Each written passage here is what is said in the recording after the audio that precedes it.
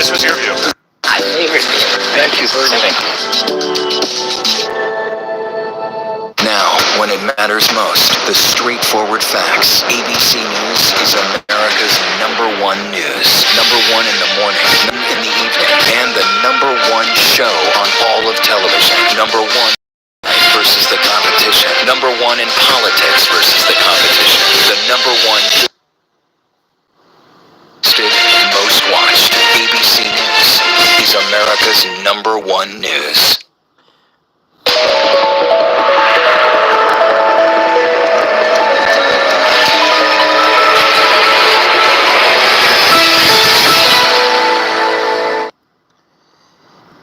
This is an ABC News Live special. In just a matter of hours, we could learn who will be the next president of the United States. If you count the legal votes, I easily win. If you count the illegal votes, they can try to steal the election from us.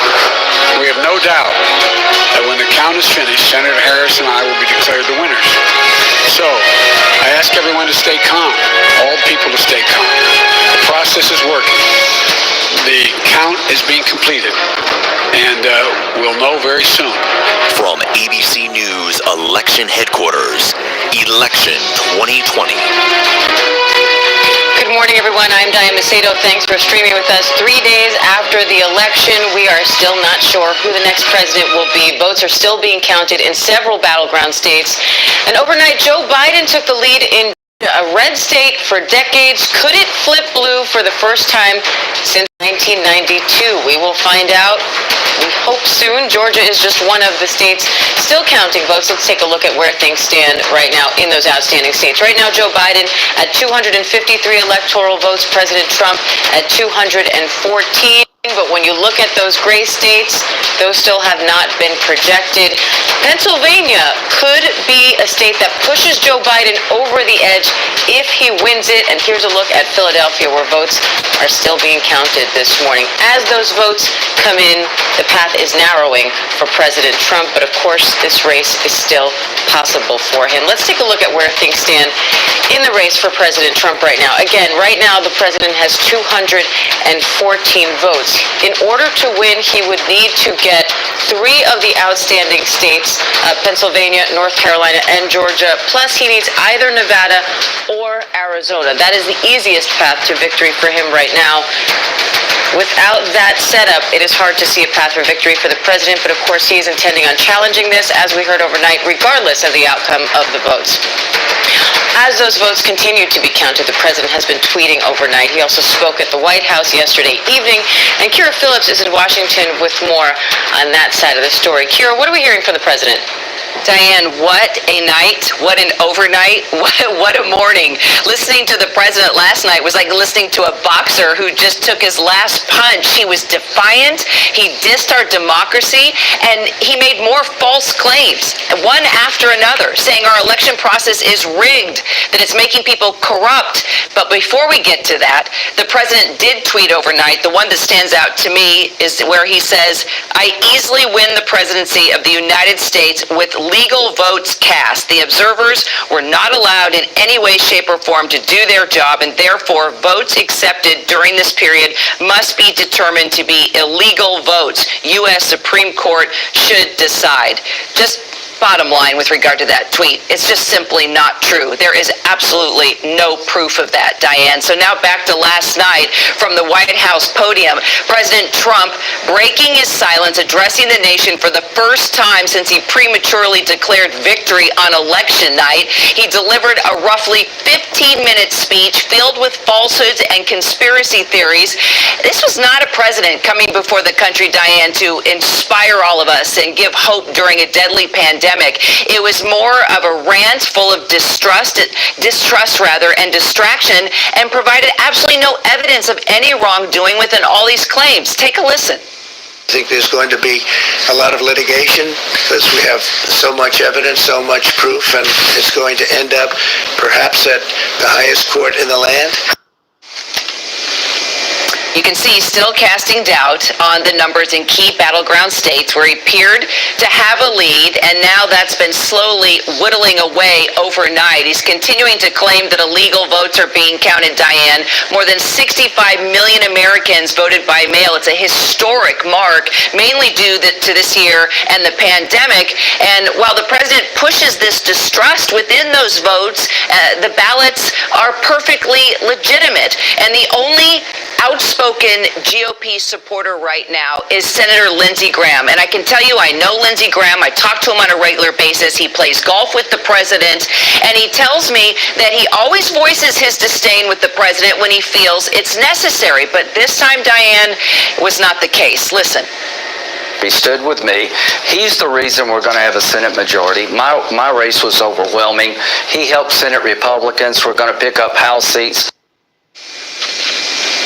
Now, that's Lindsey Graham showing his support, but I can tell you this morning, we are now hearing some Republicans speak out and push back. We're hearing from Senator Pat Toomey, who says, I am not aware of any significant level of fraud that's going on. Nobody has brought anything to my attention. That causes me to say there's a huge case of fraud that needs to be immediately addressed. And then Senator Mitt Romney also tweeting this statement, counting every vote is at the heart of democracy. The process is often long, and for those running, frustrating. The votes will be counted. If there are irregularities alleged, they will be investigated and ultimately resolved in the courts. Have faith in our democracy, in our Constitution, and in the American people. Diane, I think it's fair to say we are going to continue to see the president battle these numbers, file lawsuits, many of which have already been thrown out. But this is how he is fighting back in the last minutes, hours of this election, hoping and battling to win, but right now not looking good in this razor-thin election. Diane. Kira Phillips in Washington for us. Thanks, Kira. Meanwhile, former Vice President Joe Biden says he has no doubt that when all the votes are counted, he will be the next president of the United States. ABC's Rachel Scott is in Wilmington with the latest from the Biden campaign. Rachel, what are we hearing from them? No formal response to President Trump's comments. Joe Biden did tweet hours after the president's remarks saying no one can take our democracy from us, not now, not ever. And the Biden campaign has said the president's strategy here to try to stop the votes from being counted is doomed to fail. They are labeling this all a distraction from the reality that right now Joe Biden does have an edge on President Trump when you look at the electoral map. And they are absolutely confident, the Biden campaign says, that Joe Biden will be the next president of the United States. So hours before the president took to the podium to make remarks on the election, we also saw Joe Biden come out in front of the cameras and address the nation. Take a listen. Each ballot must be counted. And that's what we're going to see going through now. And that's how it should be. Democracy is sometimes messy. It sometimes requires a little patience as well. And Joe Biden, they're trying to urge the nation to stay calm, to let democracy work as it always does. This does not mean anything is broken, but listen, the Biden campaign, they were bracing for this. The president has been laying the groundwork for months when it comes to this. I was there the first night of the Democratic National Convention when the president was holding a rally, and he said the only way that he would lose this election is if it is rigged. For months, he has been pushing these unfounded and baseless claims about mail-in voting, trying to sow doubt in the democratic process. So in a lot of ways, the Biden campaign was braced for the reality that if Joe Biden ended up getting an edge on the president may be trying to push these falsehoods that he is now. It's also notable the stark differences between these two candidates. You have the president coming before the cameras, casting doubt on the democratic process, and then you had Joe Biden yesterday not receive a briefing on elections. He actually received a briefing on COVID-19 and the economy. He is trying to project a sense of leadership to the nation, trying to project a sense of unity to the nation, saying that he's not going to be the president of the red states or the blue states, but the United States should he win. And I will say that confidence, we are seeing it play out just where we are right now. This is where Joe Biden would declare victory. As you can see, it's been an empty parking lot for the past 3 days, but in recent hours, we have seen them test these monitors back here, playing some campaign videos, doing what looks like a little bit of a dress rehearsal. Nothing is imminent right now, but one thing is clear. The Biden campaign is looking at the map, they're crunching the numbers, and they're absolutely confident that Joe Biden will be the next president of the United States, Diane. And Rachel, it seems like with Biden's messaging as this goes on, he projects a bit more confidence without trying to be presumptive, saying every time that he's not declaring victory yet, but that, that they feel confident. Last time he said we have no doubt. This change overnight with Georgia is a big deal for the Biden campaign, with Biden now ahead in Georgia. Do you think that will change the messaging at all today?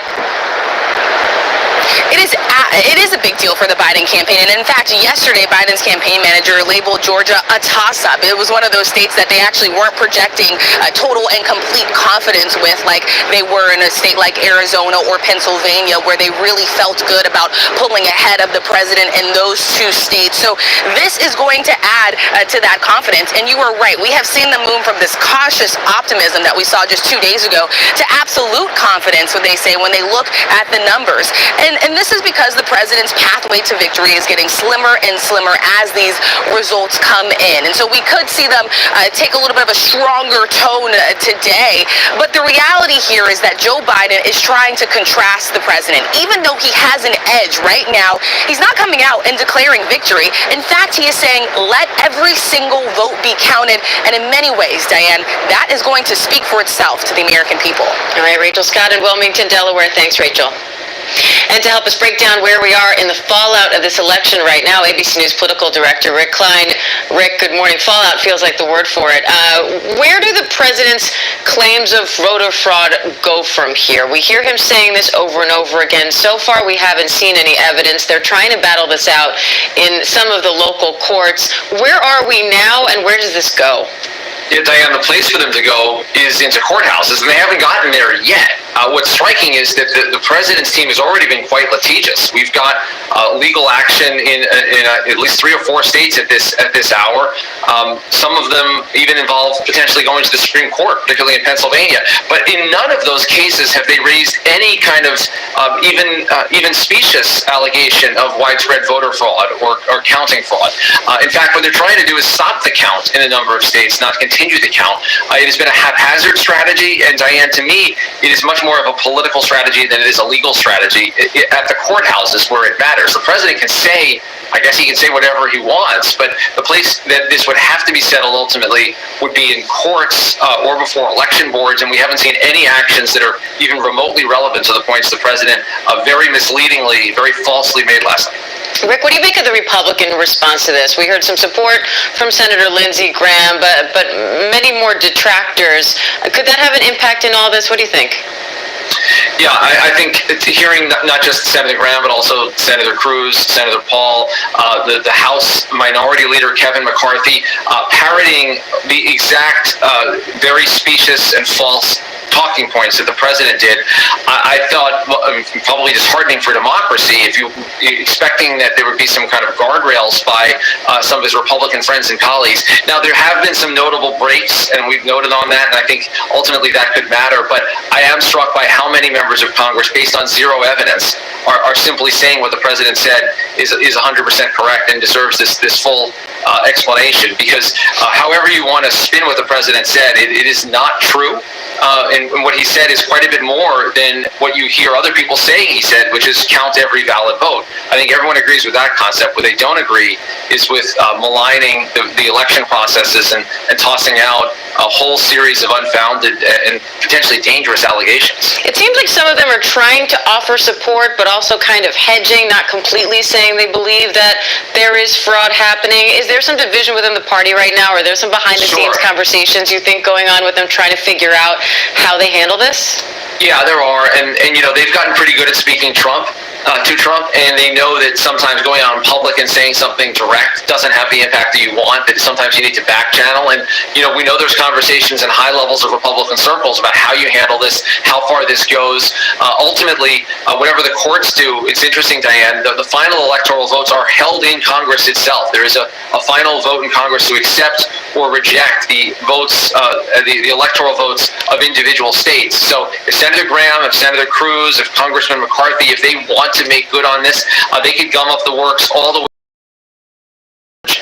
in the meeting in Congress to count those votes in the beginning of January. But we're a lot of ways away from that right now. Ultimately, the lawyers, judges, and to some extent bureaucrats at states and even at the federal level have a lot of sway right now, and they're the ones that are going to render judgment on what the president says. When you look at the landscape this morning, where we are with the count as opposed to last night, where do you think this stands for Biden and Trump? Well, it was a good night of counting for Joe Biden. A lot of votes that, again, early votes that are now being tabulated have come in critical states. Right now, Joe Biden is leading in the numerical lead, the actual vote count in Georgia. He is close to overtaking him in Pennsylvania. And in both of those states, given the amount of outstanding vote that we know of and where it's coming from, it's very difficult to see how Donald Trump makes up ground. So there's no projections in either of those states, but we're seeing that lead not just melt away in a number of states, but now go away entirely, and with Donald Trump overtaken by Joe Biden in at least those two big states. Now, Rick, if Biden does end up winning the Electoral College, it seems by all indications that President Trump is not going to just accept those results. How do you see that playing out? Does he take this all the way through the courts? How long could that last? Or is it possible that somebody can get in his ear and tell him it's time? I think the question about how long, if we get to it, if they don't have any evidence, who can tell him it's over is a big one, and I think it's a relevant one, and an increasingly relevant one. But the court challenges are going to play out before that. We're not at that stage yet, and the courts reject these claims out of hand. It's hard for me to see how the political system holds behind President Trump. So, I think a lot of people have a lot of reasons to be concerned about what the president said last night, but the process continues to work. All right, Rick Klein, we appreciate it. Thank you. Thank you. And let's take a look at how things are going on the ground in those battleground states. Georgia has not gone to a Democratic presidential candidate in nearly 30 years, but overnight, Joe Biden took the lead there. Elwin Lopez is in Jonesboro, Georgia, where votes are still being counted. And Elwin, what's the latest there? Yeah, Diane, so close is this race here in Georgia. Now, Biden just ahead by about 1,096 votes. What put the former vice president ahead of President Trump is what happens here in Clayton County. Just to give you some perspective, though, Clayton County is a blue-leaning county. It's also a county that was long represented in Congress by late civil rights icon John Lewis, who is also a vocal critic of President Trump. And votes were counted here throughout the overnight hours. Staff and volunteers were counting those ballots, and the reason they were doing that is because yesterday the Secretary of State's office said there are about 14,000 ballots that were still outstanding. A good chunk of those were here in Clayton County and also in Gwinnett County. Now in Gwinnett County, they were not counting those ballots overnight, but they're going to pick those back up this morning a little bit later in about 2 or 3 hours. And so it's important to point out that that is why you're seeing that very, very narrow margin here. The other thing to remember is that in Gwinnett County, there was a software glitch, and that's why that amount of ballots are still pending and left to be counted. And again, we're expecting that to happen throughout the day, and we're waiting for the Secretary of State's office to update us with how many outstanding ballots there are at this time, because the last update we got was at about 10 p.m. last night, Diane. And the president is making widespread fraud allegations. What's the response from election officials in Georgia, and what's the latest from the courts there? Yeah, well, so the Georgia Secretary of State, who is a Republican, said, every legal vote matters, every legal vote counts, and that is why this process is taking so long. Now, there was an allegation in Chatham County by the Trump campaign that there were some late mail-in ballots that were counted. A judge in Savannah dismissed that allegation. But again, every legal vote matters, and that's what they're doing here. That's why this process is taking so long. We still have a lot of votes to to count, because we have overseas and military ballots that are coming in, provisional ballots that are coming in, as well as any of the ballots that need to be cured. So this could be a long process, and at least it will go until tonight. And Biden's lead right now, last I checked, was just over 1,000 votes. Now, if he wins Georgia, again, can we expect a recount, and could that change anything? Yeah, so under Georgia law, either candidate can request a recount within a 0.5 margin or less. And, we've been speaking to election officials here, and they do expect that could be a possibility here. And that was yesterday. So imagine today with this narrow margin here in this state. So we do expect that to happen. And you also have to remember that we have at least one Senate runoff in January. There are also local runoffs that are going to be happening here. So they are just preparing and bracing for what will come next, Diane. All right, Elwin Lopez in Jonesboro, Georgia. Thanks, Elwin. To Pennsylvania now, the state that could push Joe Biden past the 270 electoral votes he needs if he wins that state, but President Trump is currently slightly ahead there. Trevor Ault is in Harrisburg, Pennsylvania. Trevor, good morning. This is the big one that everyone's watching. What's the status of the vote count there right now?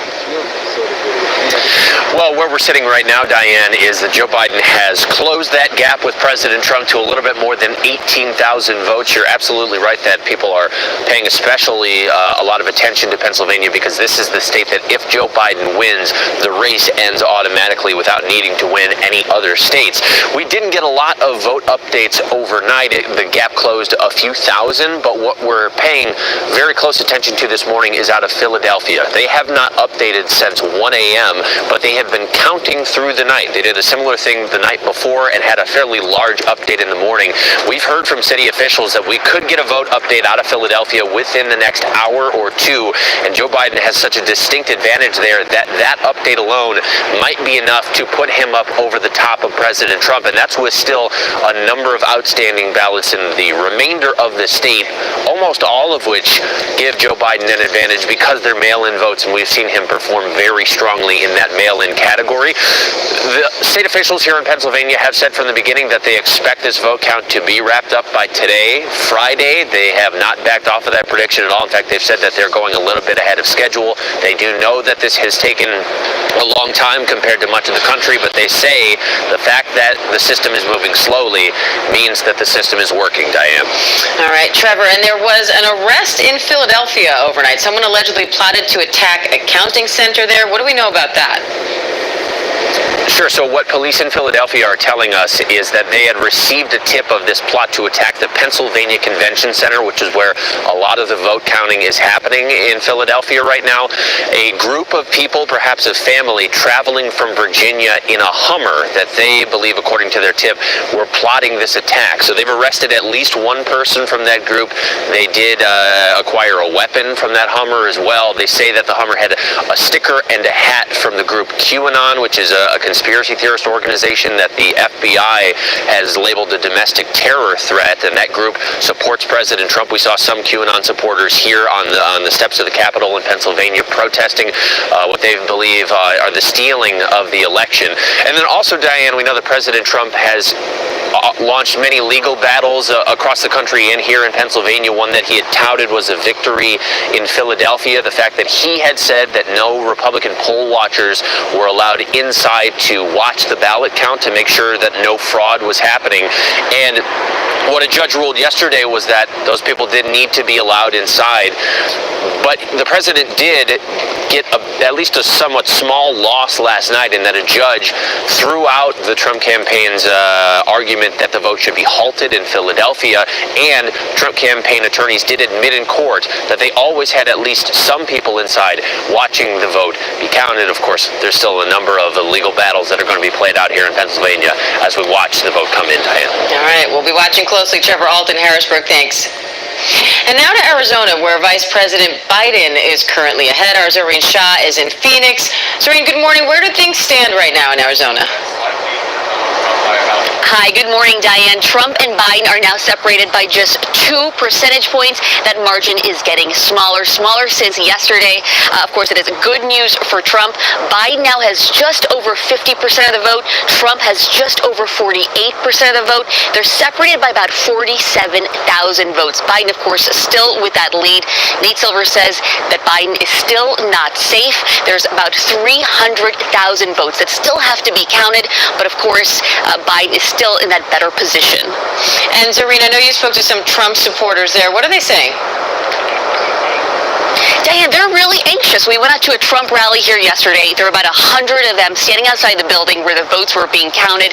They were chanting, "Count the vote." They told me that they hope that only the legal vote is counted, even though there is no indication that any other type of vote is being counted right now. They also said that for Arizona to be leaning blue right now, it had to mean that corruption was the reason. Now, just right after when we left the rally, the president spoke. He, of course, repeated a lot of those baseless allegations.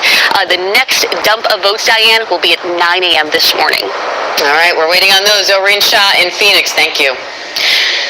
Now we're going to take a quick break, but when we come back, the latest on the race for the White House. Our panel of experts will join us live. Stay with us.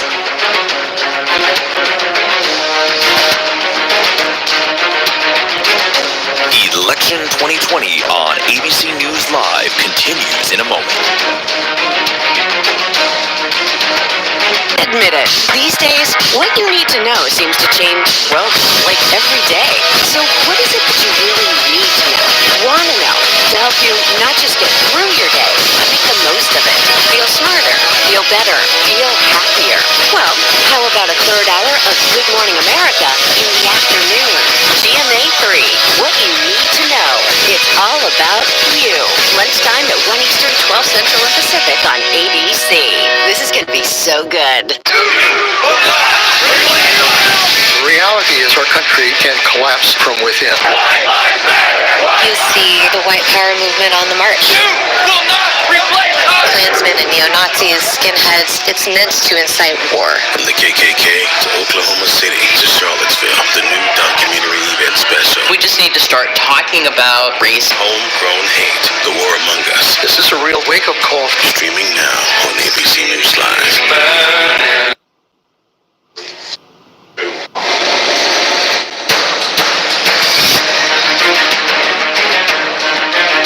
And welcome back. You're looking at a ballot processing center in Philadelphia, Pennsylvania. That state could independently decide this election. The whole country is watching that count very closely this morning. And we want to bring in our virtual roundtable now. SiriusXM radio host Mike Muse and former Republican Congresswoman from Virginia, Barbara Comstock. Good morning to you both. I know it's been a long haul. Always great to talk to you. Mike, I want to start with you. What do you make of the president's comments overnight, doubling down on these allegations of fraud? It's unfortunate that President Trump is doubling down on his allegations of fraud, but Diane, it's even more disheartening that more of the Republican Party has yet to take those comments to task and to tell the American people that this isn't true, and to tell the American people that our democracy is still intact, and that voting is an American right, and that we have the right as citizens to make sure that our vote is counted. President Trump is going to be President Trump. President Trump is currently acting out of fear and the realization that the numbers are just not going in his favor currently at this time. And I challenge the Republican Party to stand up for our democracy, to stand up to allow Americans to know that our voting system is intact, the integrity of the voting system is intact, and that everyone who did a mail-in ballot or everyone who stood in line, right, had a right to have their vote counted. And it's on the Republican Party now at this time to stand up to President Trump for at least for the sake of our country and for our democracy, because we know President Trump's followers, they stick to what he has to say. They listen to what he has to say. I think it's now time for them to hear an alternative message about our democracy being fair. Barbara, what do you say to that? You know, some Republicans have already come out defending the Trump. Some are calling his claims unfounded. What does this tell you about the party right now? Well, I can tell you, I am on with a group called the National Council for Election Integrity that has dozens of Republicans on it. It's a bipartisan group of people like Dan Coates, who is a member of this administration. I'd just like to read you a little bit of the statement that they put out last night, right after the president's remarks. It said, quote, "The president spent 15 minutes this evening using the podium of the White House to make false claims that undermine the integrity of our election. His behavior was outrageous, and by today, I think you're going to see Joe Biden take the lead in Pennsylvania fairly strongly, and it'll be clear that he'll then have the votes, and we should continue the process. This council has said we need to count every vote. I'm pleased to see Mitt Romney, a good friend of mine, and Marco Rubio out there talking about it. You also had members overnight like Adam Kinzinger, who's a member of the military also, as well as a member of Congress, Denver Riggleman from here in Virginia, and I know there have been dozens of others who have been out there, and I think you're going to hear a lot more today.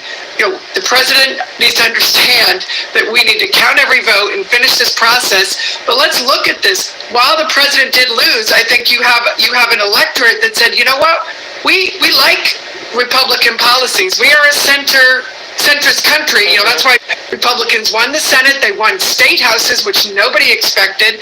It looks like we may have 209 House members. Republicans have projected that's nowhere near what people expected.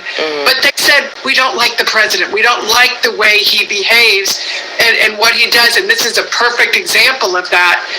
So I think you will see more people stepping up today, and rightly so. All right, we'll see. Barbara Comstock, Mike Muse, thank you both. And that does it for this ABC News Live election update. I'm Diane Macedo. Thanks for joining us. We'll be back here live at 9 a.m. Eastern with the latest news, context, and analysis. Stay safe.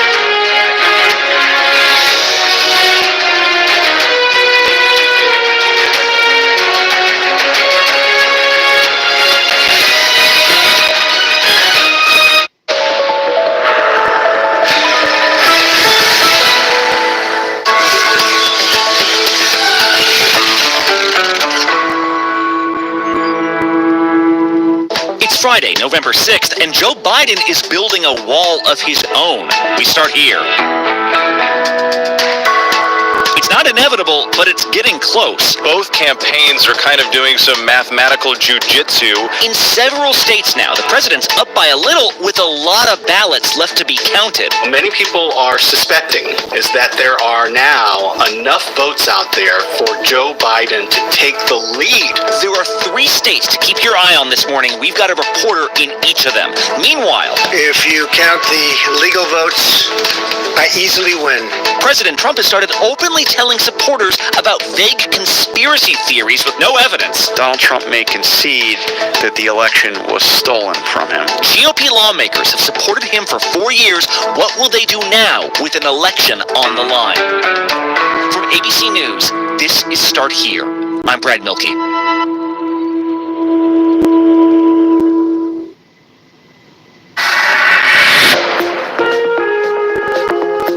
Further from Election Day, it's worth reminding ourselves that as much as this feels like we're watching a game where the score is changing in real time, that game has already happened. We're watching it on DVR. People voted on Tuesday, and they voted well beforehand.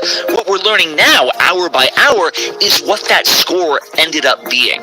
But say you were watching that game that had already taken place, the team you want to win is in the lead, and someone says, hey, pause the game, don't watch any further. Would you think that was good news? Would you think your team was about to win or lose? We are expecting to hear from the president momentarily. His lead shrinking in the all-important state of Pennsylvania. He needs that state to win re-election. Well, as you look around the country this morning and you see the numbers changing, President Trump could still win this thing. This graphic right here was the toughest thing they've had to do so far because we put this together just a few minutes ago and the numbers are changing so fast. The numbers are going to keep changing through the night. There's no question about that, Nate. But every time a new batch of ballots is counted, it is looking grimmer for him. Now, there have been no new projections from ABC News. That's for our decision desk to do, and they're a lot smarter than I am. But if the current trend lines continue, it is becoming less a question of who will get to 270 electoral votes than which state will put Joe Biden over the top. So let's hear about this now from the people who've been observing polling places, tracking vote totals, hounding secretaries of state for updates since Election Day. We begin our day with a team of reporters fanned out across the country. Steve Osunsami, our correspondent based in Georgia. Eva Pilgrim, who worked the local beat in Philly. She is now back in Pennsylvania. And ABC's Whit Johnson in Arizona. Steve, let's start with you, because if there's any state where it's almost surely going to be on a razor's edge now, it turns out to be Georgia. Yes, and I'm a little speechless because I have lived here for more than 20 years, and I have never seen a presidential election in Georgia in that time go like this. And just to underline it, this race is super, super tight. The definite difference here is the mail vote, the absentee vote. So many of those votes that came in the mail. Those votes are breaking heavily for Joe Biden. It really is amazing. I was looking at some of the votes in DeKalb County. The absentee votes were breaking 8-2 for Joe Biden. Elections matter. Completing this general election is a huge hurdle crossed, but it's far from the end of our work. And so the Secretary of State, who I will underline is a Republican and a Trump supporter, who also received the president's endorsement when he ran for Secretary of State, says that there are at least 10 to 20,000 more votes out there, which, you can do the math, 10 to 20,000 more votes, you don't need a large percentage of that to overtake this total. Yeah, I'm focused on Clayton County, Georgia, the bluest county in the state. And what, votes. many people are suspecting is that there are now enough votes out there for Joe Biden to take the lead. I mean, there are enough votes for that to happen. It's no longer just a wish or a dream. It is now a possibility, and a very good one. Eva, let's talk about Pennsylvania, because that's a state at this point where these mail ballots have made it where Joe Biden might not just win, he might win comfortably.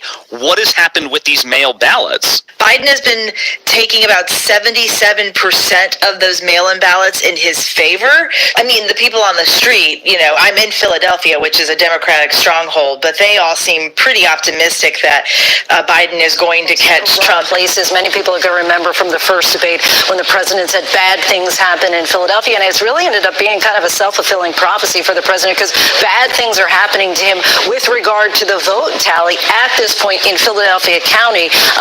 Vice President Biden is up by 80%, and this is really... And when you look at the simple math of it all, that seems to be pointing in that direction, and everyone is sort of kind of prepared for that to happen. It's just a matter of when the votes are actually counted. You have to count the votes to get there. And Whit Johnson, any comeback for President Trump would clearly involve him making a comeback in Arizona, like right now.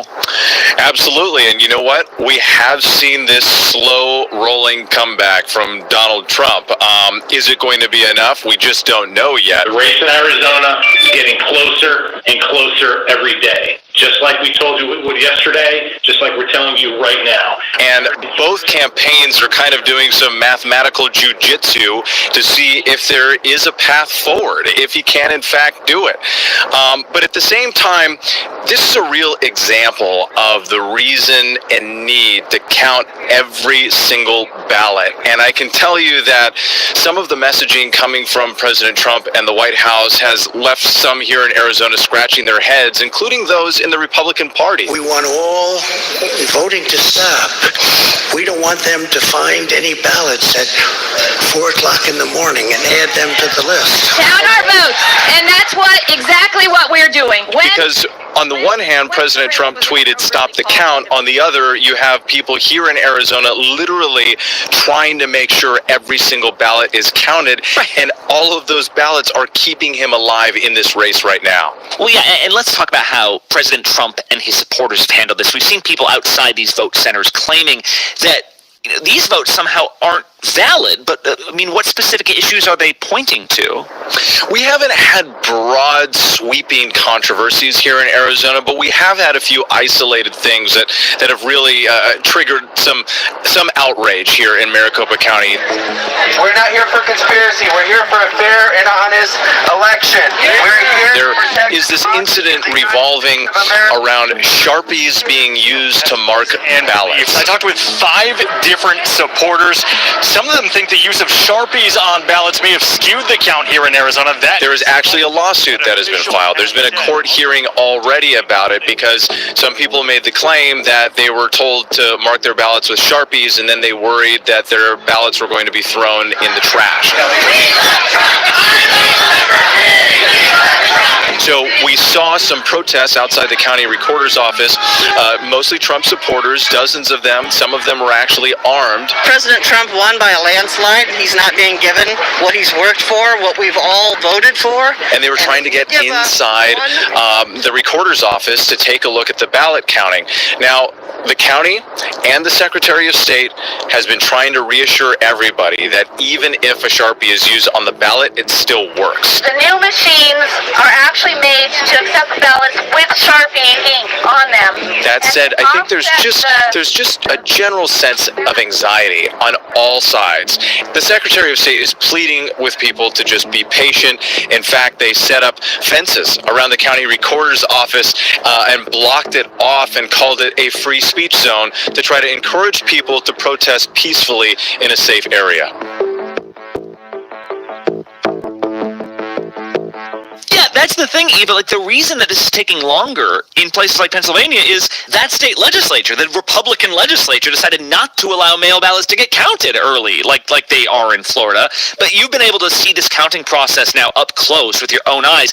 It is literally the same as these other states were doing. We can all see the process if you want. The Philadelphia County is actually live streaming, as well as a couple of other counties, but they walked me through the process. So they take the ballot out of the envelope. There's 2 envelopes, right? Because there's a secrecy envelopes. We all remember the whole naked ballot issue here in Pennsylvania. So you have 2 envelopes that you have to remove.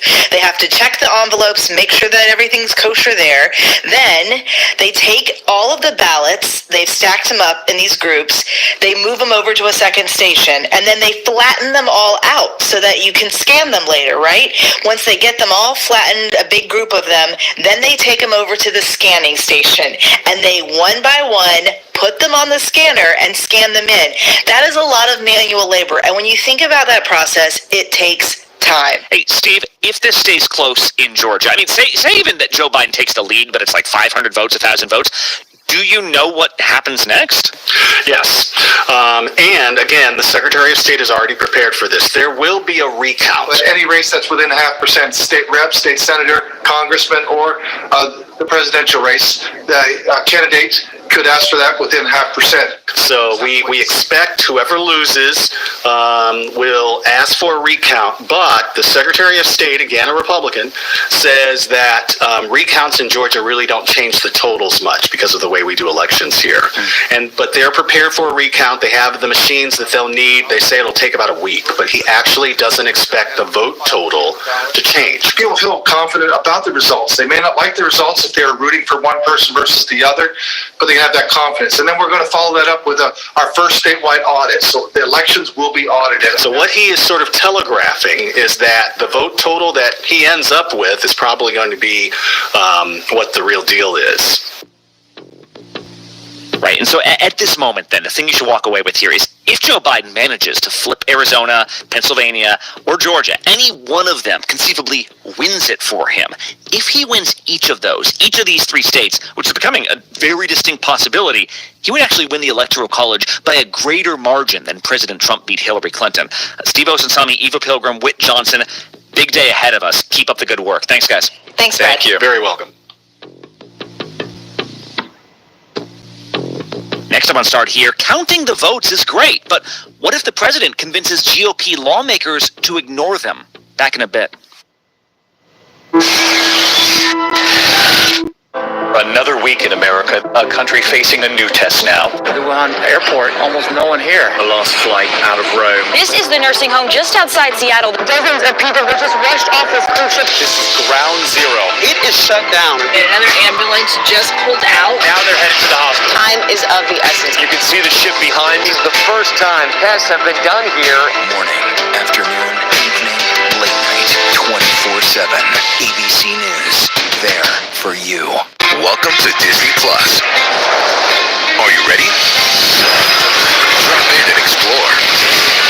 The action, the adventure, and the originals. There's no limit to what you'll find. These are your worlds. So come on, dive deeper into the universes you love. Wherever and whenever you want them, you'll find them all here on Disney Plus. What's the most innovative daily news podcast out there to listen to every day? Well, the Edward R. Murrow Awards say it's Start Here, the daily news podcast from ABC News. Even the New York Times calls us a top news podcast worth listening to. Start Here, free on Apple Podcasts. Susan Powell was a young, beautiful mother. She just one night vanished. Where is Susan? July 29th, making sure that if something happens to me, our assets are documented. Josh, did you kill your wife? And I'll never forget the first time that I met him. A chill just like raced up through my spine. I just shook the hand of the killer. Now, new details, stunning new interviews. He ends up revealing the biggest bombshell. What will happen next? The new 2020 event tonight on ABC.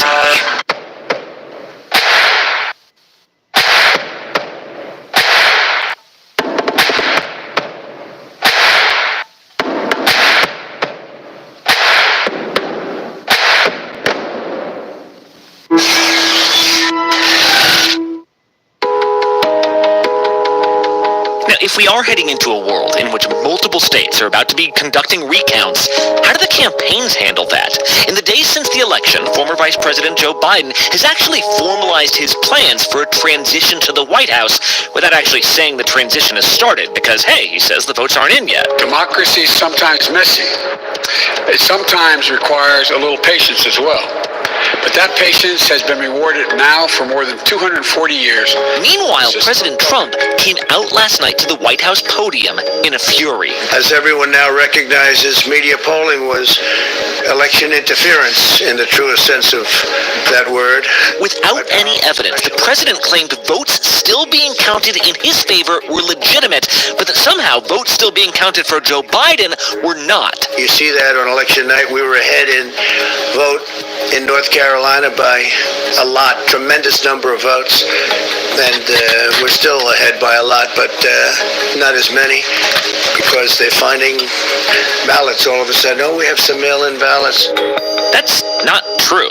Not only has there been no evidence that there was widespread voter fraud, there haven't even really been specific claims from Trump's team as to what they think happened at all these different polling places. There's no one like, here's a list of dead people, here's the return envelopes in which they sent in ballots. There's none of that. It's either really tiny or really big blanket accusations. Let's go to ABC's chief White House correspondent, Jonathan Karl. John, how is each campaign treating this time before all the votes are in? Well, quite starkly different. The Biden campaign is basically saying, let's patiently count the votes. We fully expect to win. But at the end of the day, we will win by a sizable number of votes in Pennsylvania. And they think that there's a good chance that they're going to also flip Georgia, although they acknowledge that's more likely to go into a recount mode. The Trump campaign on the other side is fighting everything. I would expect there will be additional legal action to make sure that we have eyes on previous ballots that have been counted. So as we talk about these magical sacks of ballots being discovered, there's no evidence of that. We've just not seen that. I say that as a black and white issue that does not exist at this point. Right now, I mean, they're all over the map, making it clear that, as Trump himself has said, he wants to challenge every state that has Biden gaining votes. I mean, it's a pretty basic strategy of all-out war on the states that are going to put Biden in the White House if he wins them. So, but to wage a war, John, you need an army. right? Yeah, you do. Yeah, so who is in the army here? Is it the supporters that the Trump campaign has been emailing even after the votes were counted, asking for money? Is it lawyers? Is it the GOP establishment? Like, who is going to pound the drum for the president saying, yeah, he's in the right here, stop counting some of these votes? Well, the GOP itself has been remarkably quiet, actually. If you look, the president's been making loud accusations. If you count the legal votes, I easily win. But you don't see, by and large, Republican leaders in Congress jumping on that bandwagon. Claiming you win the election is different from finishing the counting. They've been so quiet that not one but two of Donald Trump's sons have come out and attacked the Republican leadership. Donald Trump Jr. Had a tweet out yesterday saying the total lack of action from virtually all the 2024 GOP hopefuls is pretty amazing. And Eric Trump was even broader in his criticism. He was questioning, where is the GOP? Where are the Republicans? And I'll tell you where the Republicans are, Brad. The Republicans believe, by and large, that the president has a potentially really narrow path. I'm going to donate $500,000 tonight to President Trump's defense legal fund. But they look at an election that happened that went very well for them. Thank you very much. You're adding Republicans to the House of Representatives. The Republicans are keeping the Senate. We added a governorship last night in the Republican Party, and we flipped state houses at a time when redistricting is going to come. So Republicans are not going to torch the American, election system and raise questions about its credibility. First of all, because that's not really something that elected leaders do generally. But they're also not going to do it because after they've won. Yeah, but especially because they've won. I mean, and even if they lost, but they won. They did very well. We have no doubt that when the count is finished, Senator Harris and I will be declared the winners. So, I ask everyone to stay calm, all the people to stay calm. The process is working. Well, so then it makes me wonder, for either candidate, like, at what point are we going to hear these guys come out and say, I'm the next president of the United States? Like, Joe Biden, if ABC projects that he's got 270 electoral votes, would he sit around waiting? Would he want Trump to call him? Would he come out and say, I'm the next president? And likewise, if President Trump lost, and that's the electoral math at the moment, it could change, but if he lost, would he actually concede? Biden's come very close. I mean, what Biden has said is that he is confident that they are going to win. And Donald Trump has basically said that he's won except for the votes that are being stolen. So I think that Biden will give that message day in and day out if this goes on for days. It is the will of the voters.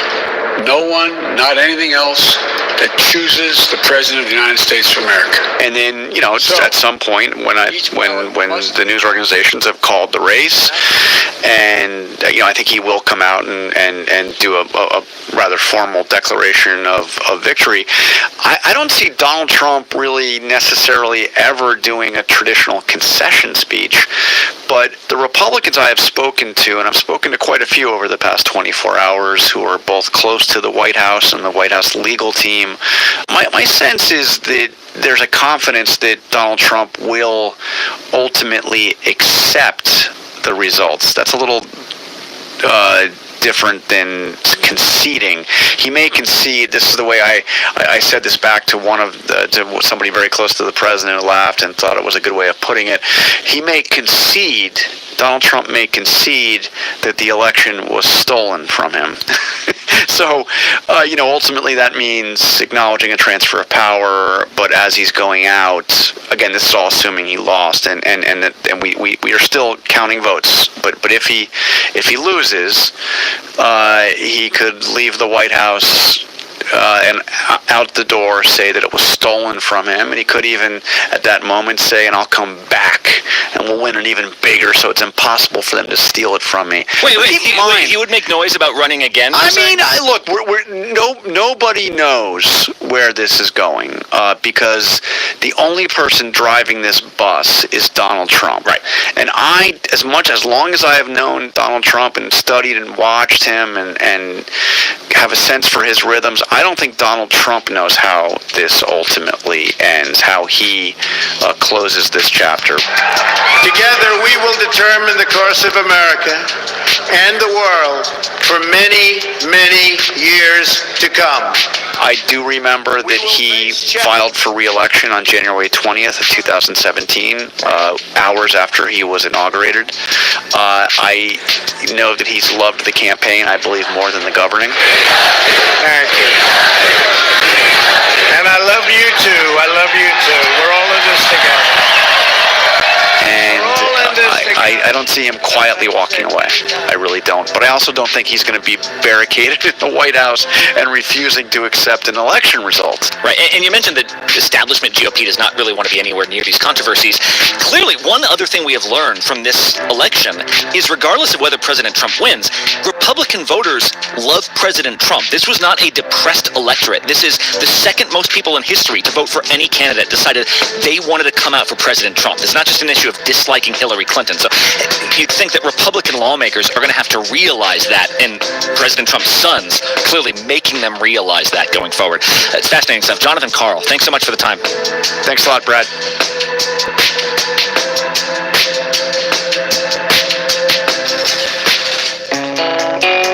And one last thing, a couple other election night results that you might not have even heard about yet. Remember when Mississippi's legislature okayed a new state flag earlier this year? Well, it still had to be approved by voters on Tuesday. In Mississippi, voters deciding yes on this new state flag design featuring the official state flower, the magnolia. This will replace the current state flag, which features Confederate themes. But another state actually changed its name. We can't ignore how painful that is for Black Rhode Islanders to see that and have to see that as part of their state's name. I did not know this, but Rhode Island's official name for centuries has been the State of Rhode Island and Providence Plantations. For years, advocates have said even though the state was never involved in the transatlantic slave trade, you can't hear the word plantation now and not think of the subjugation of Black Americans. The word plantations is literally in the name of the state, and it blew my mind when I saw that first paycheck stub.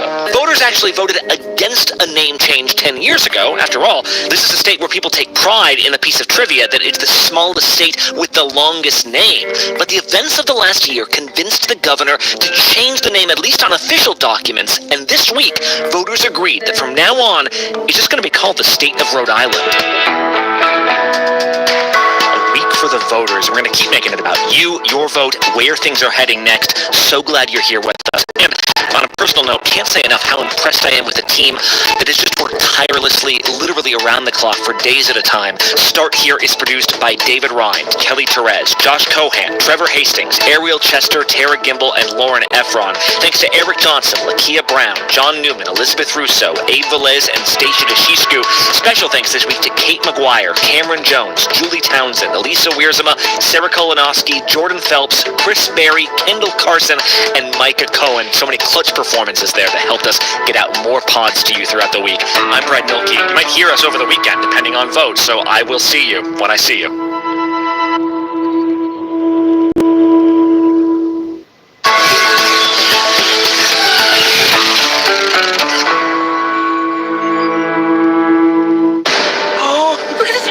Hey, clear sky, guys. Made it through. Change is difficult, but this is my home. This is where I want to be. I love that town. I'm not going to bail on it.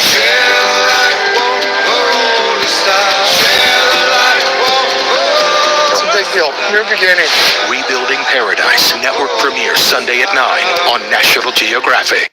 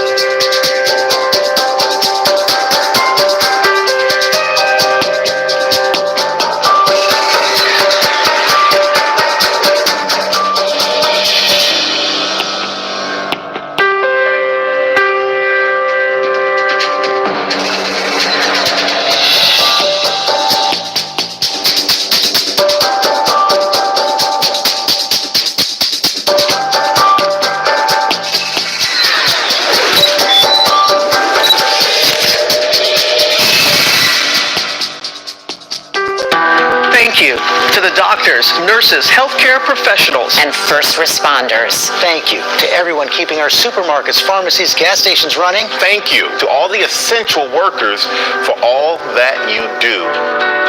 We thank you. We thank you. We thank you. Thank you. Thank you for all you do. And with every challenge, question, concern, we'll be here for you every day. Every day. Every day. Because we will get through this together.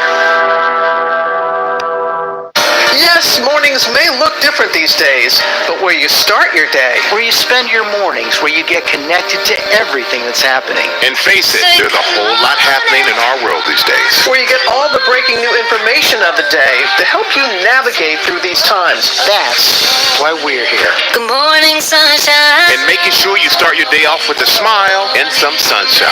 Good morning, America. Good morning, America. Good morning, America. Oh, how I love saying that. Wake me up. I know what happened, and I'm not guilty. Why the fascination with criminal trials? Figure out what's really out there. Revealed Chad murdered his family. I know in my heart that he did this. It's the time of suspicion. The ending's really tough. You don't know whether truth is going to be difficult to find unless you try to find it.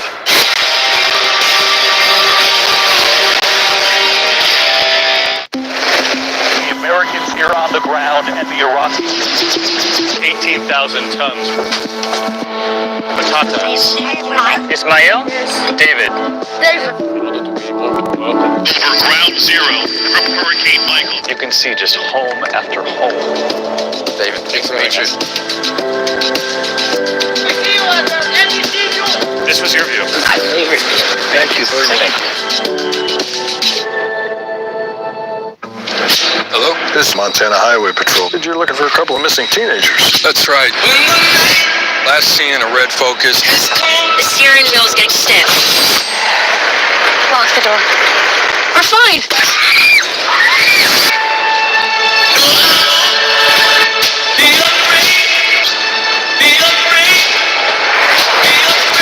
Got ourselves a predicament.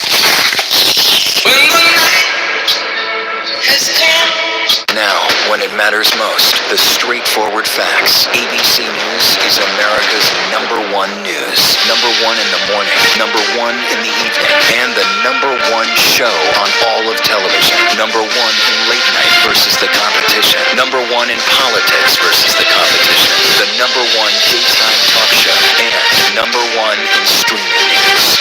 Most trusted, most watched. ABC News is America's #1 news. Tuesday morning, on the day before the CMA Awards, wake up from Nashville with... Hey, I'm Darius Rucker. Good morning, America.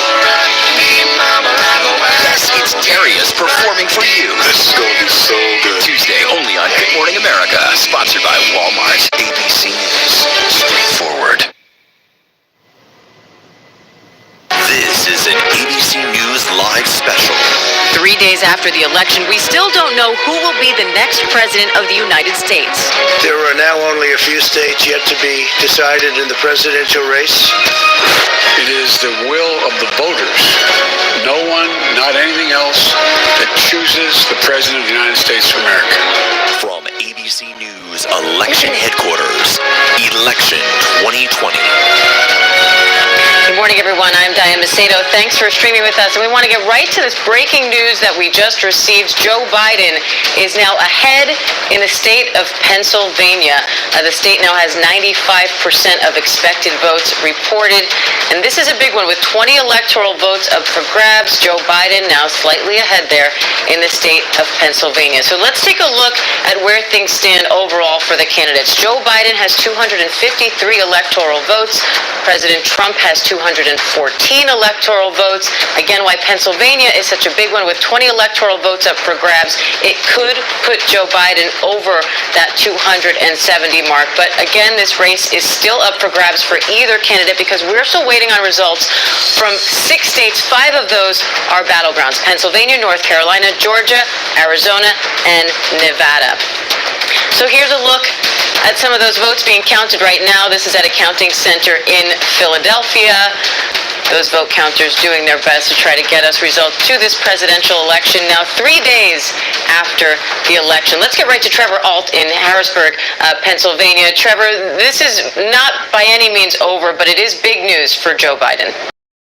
Well, absolutely, and it was news that we have sort of been waiting on, Diane. This was an update from those Philadelphia ballot counters that you just showed, and there was of them working through the night to get these ballots counted. It was the first time the Philadelphia area has updated in about 8 hours, and it was the biggest swing that we have seen in this race in well over a 24-hour period. Joe Biden went from being down more than 18,000 votes to now being up about 5,500, and saying that, you mentioned this is with 95% reporting, there are still 135,000 votes left to be counted and reported here in Pennsylvania. The overwhelming majority of them are mail-in ballots where Joe Biden has a significant advantage. So not only has he taken the lead, he is likely to expand it and give himself some cushion to the point where he very well could win Pennsylvania by a much wider margin than he won a state like Wisconsin so far, which was a 20,000 vote victory. And each update we've been seeing since basically election night, when President Trump had a lead north of 600,000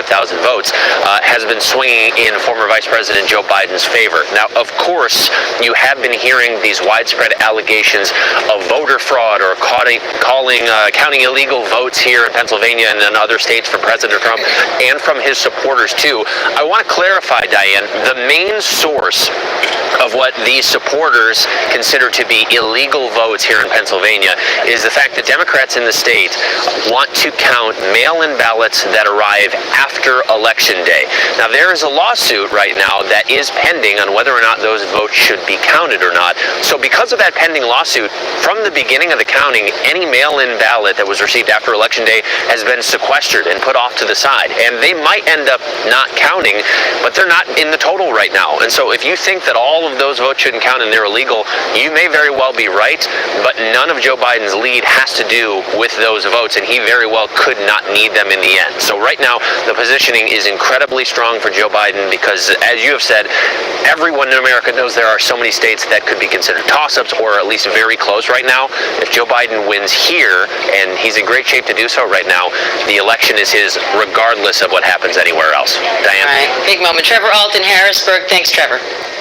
To Georgia now, where Joe Biden took the lead overnight. Elwin Lopez is in Jonesboro, Georgia. And Elwin, this also seems to be a big one because of the surprise factor here. Not only has Georgia been a Republican stronghold for decades, but as of yesterday, even Biden's own camp wasn't super confident about his prospects there.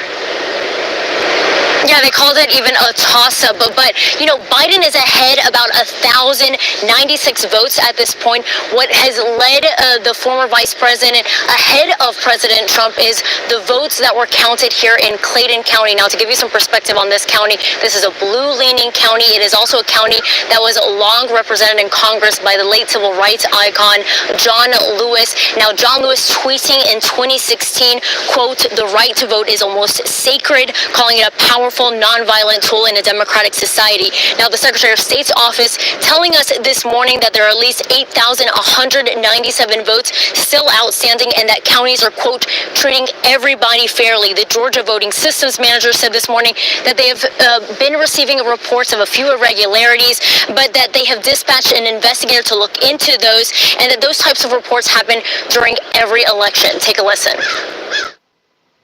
We've had reports of specific things with some investigators out to look for specific evidence and the reality behind those. We always get those in every election. It's a normal thing.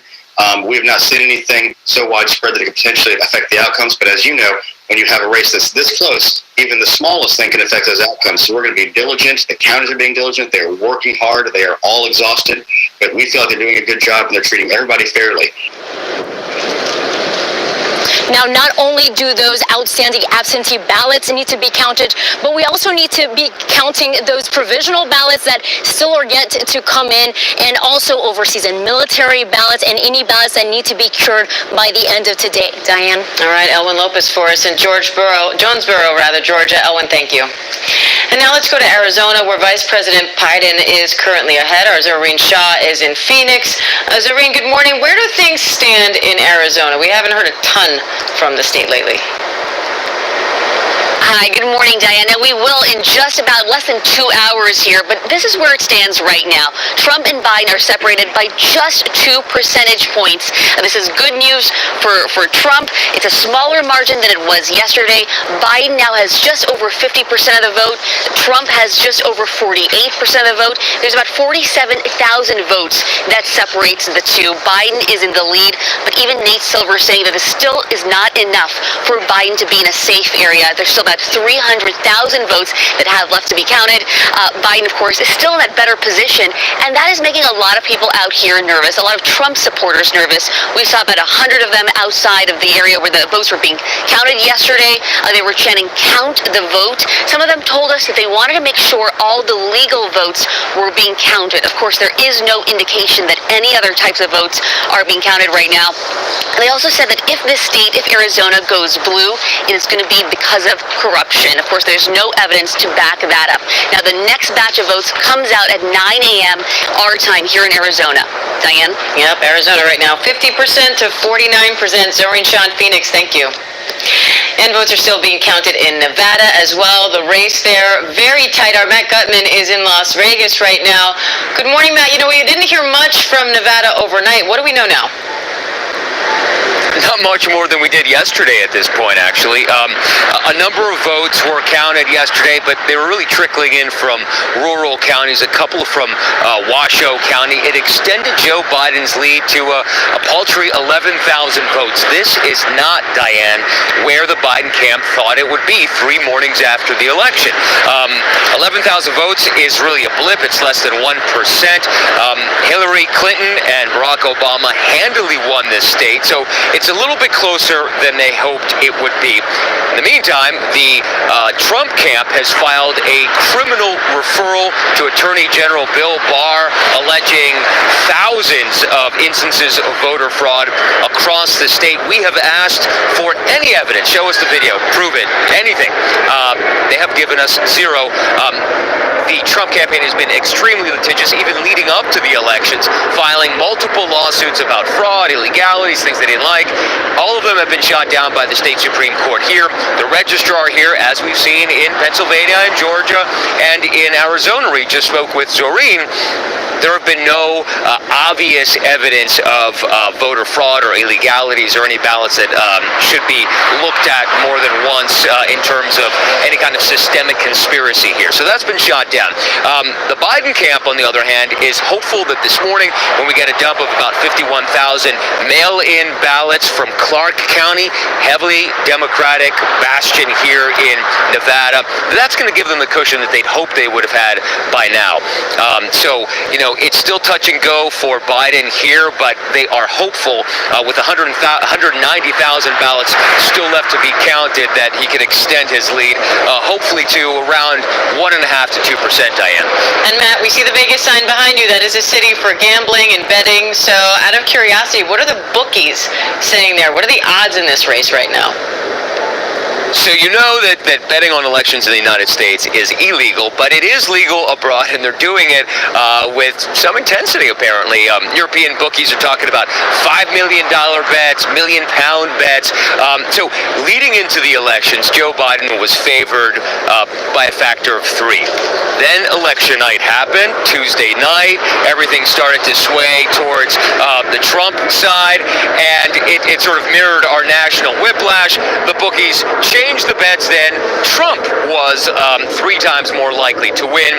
As it stands this morning, we just checked about an hour ago, Joe Biden has a 25-time more chance or a higher likelihood of winning than President Trump. In betting terms, that would be minus 2,500. So there you have it. Not a good bet to make this point if you want to make any money, Diane. I don't intend to, Matt, but we like to round it all out with the information. Thanks. Yeah.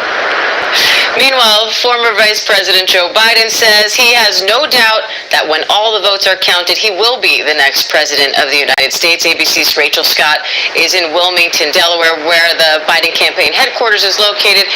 And Rachel, you know, with Biden taking the lead in Pennsylvania, that confidence, I'm sure, only grows. But you were saying his campaign was expecting this. They feel like they are getting closer and closer to the White House with every passing hour, with every single vote that is being counted. They're looking at these encouraging signs out of Pennsylvania, where he is now taking the lead, out of Georgia, a state that has not voted for a Democratic president since 1992. That's nearly 30 years. They say they are absolutely confident that Joe Biden will be the next president of the United States. And it's not a matter of if, but when, and figuring out which states are going to push him over the edge. And they're also serving as a sharp contrast to President Trump. Joe Biden saying that every single vote should be counted. He's urging Americans to pack a little bit of a patience here, to keep calm and let the democratic process play out the way it's supposed to. But he's also trying to assure Americans that he's stepping into a leadership role. We saw him yesterday come in front of the cameras, and before he even touched on the election, he touched on COVID-19. That would be one of the very big challenges that Joe Biden would be inheriting should he be the next president of the United States. They have a transition website out, and I have been spending a lot of time here in this parking lot, Diane. This is where Joe Biden would make his victory speech. We are already seeing them tinker with the monitors, start preparing, testing things out for if he should win, Diane. All right, Rachel Scott in Wilmington, Delaware, Biden headquarters. Thanks, Rachel. Meanwhile, President Trump has been very active on Twitter overnight. Kira Phillips is keeping an eye on the Trump campaign. And Kira, anything from the campaign since we got this news from Pennsylvania? Not yet, but standing by. I'm sure we'll see a tweet sometime soon. You know, Trump has been attacking this election from the very start, and in the briefing last night and with his tweets this morning, no different. This is the last one we've been able to see thus far. I easily win the presidency of the United States with legal votes cast. The observers were not allowed in any way, shape, or form or to do their job, and therefore votes accepted during this period must be determined to be illegal votes. The U.S. Supreme Court should decide.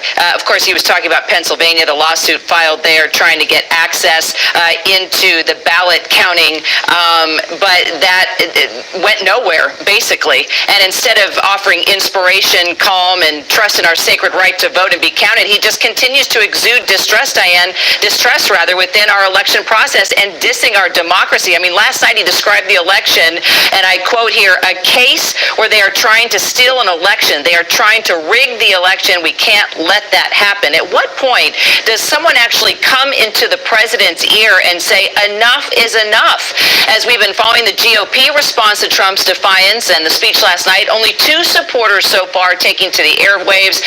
No surprise, really. Senators Ted Cruz, Republican of Texas, and Lindsey Graham, Republican of South Carolina, supported a number of President Trump's unsubstantiated claims of widespread voter fraud and election corruption. But there has also been some pushback as of this morning. We saw this tweet from Senator Mitt Romney tweeting, counting every vote is at the heart of democracy. The process is often long, and for those running frustrated, the votes will be counted. If there are any irregularities alleged, they will be investigated and ultimately resolved in the courts. Have faith in our democracy, in our Constitution, and in the American people. Today, Trump's legal team, Diane, still on this cross-country whack-a-mole tour, filing these lawsuits and claiming election fraud in states where he doesn't like the numbers. And at the same time, lawsuits are also getting tossed out, like in Georgia and Michigan.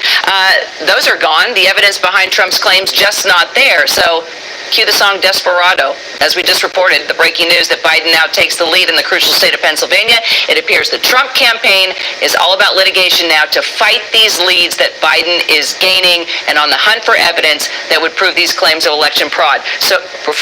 Still, just nothing to be proven yet. We're following it. All right, Kira Phillips in Washington for us. Thanks, Kira. Let's bring in ABC News Deputy Political Director Mary Alice Parks now for more. Mary Alice, how big is this switch in Pennsylvania for each candidate's path to victory at this point? Well, look, President Trump needed Pennsylvania if he was going to have any path to win. So this is a pretty big blow to the president. Joe Biden's team feels really confident as they continue to see the margins coming in. I think it's important to talk about just how much of the mail-in vote that he's been winning. In some places, upwards of 70%. It's part of the reason that they continue to think that it will trend that way, and a lot of experts on the ground are pushing back on that. You know, it's not surprising that Joe Biden is winning so much of the mail-in vote. His team and Democrats across the country, as we've been saying all week, were the ones that were pushing mail-in voting. They were saying if you're nervous about the pandemic, it's okay to vote by mail. The president's team wasn't doing that. They were very much doing the opposite. So I think we just need to remind everyone this isn't surprising here. It's not surprising that those votes coming in that were frankly cast before Election Day, but are being tallied now, are so Democratic leaning. Right, and I think that's an important point to stress. These votes that are coming in right now, that are being counted right now, are all votes that were cast before the election or by Election Day. Right. For the most part, that's exactly what we're hearing from Pennsylvania. You know, there was this interesting part of the debate in the Pennsylvania State House where some Democrats argued that ballots should be able to be put in the mail on Election Day, and they should be counted if they arrived 3 days after Election Day. But that issue got all tangled up in the courts, and because of a lot of litigation, a lot of the counties just said, you know what, if we find a ballot like that didn't even arrive until after Election Day, we're going to set it aside for now. So in the majority of the counties, they're not even talking about those other ballots yet. They're still just making their way through the very routine process of checking all the ballots that had arrived by Election Day. And Mary Alice, President Trump has repeatedly cast doubt on the integrity of the election. Does his speech last night change anything? Not from a legal standpoint. You can't just declare yourself the winner. That doesn't have legal standing. And that's why I think it's been so interesting to listen to the local officials that actually run our elections. You know, we don't run a national election in this country. We don't elect our presidents based on the popular vote. We run an electoral college system with very local elections done on the city, municipality, and county level, even before the state level. And I have just been so impressed over the last week with the conversations with these local officials, Democrats and plenty of Republicans, who are saying, hold on, we're just doing our job. They've been very calm, very cool under all this pressure, and they had a plan here. They've been methodically working with their poll workers to just count the votes, and that's where we're going to keep going as reporters for information. The president doesn't get to decide here. The election officials on the ground who actually run elections decide. Now, the candidates can say they are as confident as they want, but ultimately it will be those numbers that decide. But Mary Alice, there's been a handful of Republican lawmakers that have defended the president's comments, a few detractors as well that are criticizing him, but then the vast majority have been silent. What does the response, or in some cases lack of response, tell you? You know, I think that that we're going to have to wait and see what more of the Republican senators do. I think that we saw finally last night some Republican senators kind of come to the president's defense. They started echoing his calls to look more closely at this election. It was surprising to me because we haven't seen any evidence yet. And so if they have evidence that there's an issue, I think that they need to start presenting it. If local officials on the ground have any evidence, they need to start talking about it, because otherwise what we're talking about here is really dangerous and scary to tell voters that their votes wouldn't count, or tell voters that you have suspicions about their vote but not explain why. And I think that someone like Mitch McConnell at some point is going to have to decide. Sure, it's always nice when your team wins, but if your team's not winning and the game is fair, what's more important, a fair game or just winning, and at what cost? And Mitch McConnell is going to have to speak to this really soon. All right, our Deputy Political Director, Mary Alice Parks. Thanks, Mary Alice. When we come back, we're going to hear from our panel on where things stand and what happens next in the race for the White House. Stay with us.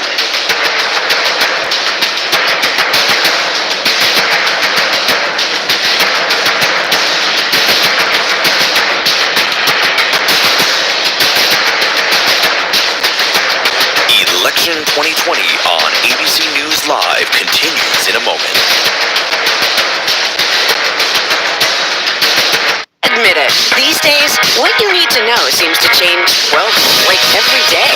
So what is it that you really need to know, want to know, to help you not just get through your day, but make the most of it? Feel smarter, feel better, feel happier. Well, how about a third hour of Good Morning America in the afternoon? GMA 3, what you need to know. It's all about you. Lunchtime at 1 Eastern, 12 Central and Pacific on ABC. This is going to be so good. I know what happened, and I'm not guilty. Why the fascination with criminal trials? Figure out what's really out there. Revealed Chad murdered his family. I know in my heart they did this. It's the time of suspicion. The ending's really tough. You don't know whether truth is going to be difficult to find unless you try to find it.